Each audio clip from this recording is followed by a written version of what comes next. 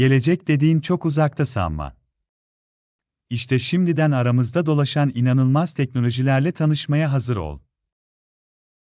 DNA'yı yeniden yazmak mümkün mü?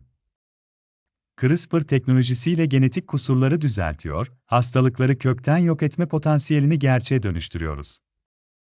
Geleceğin tıpı artık burada. Toprak ve geniş alan olmadan yiyecek üretmek mi?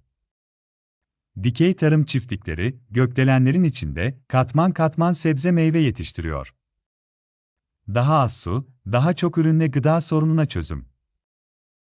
Sadece düşünerek bir bilgisayarı kontrol etmek. Beyine bilgisayar arayüzleri, felçli hastalara hareket özgürlüğü veriyor, protezleri düşünce gücüyle yönetmelerini sağlıyor. Zihin gücü gerçeğe dönüştü.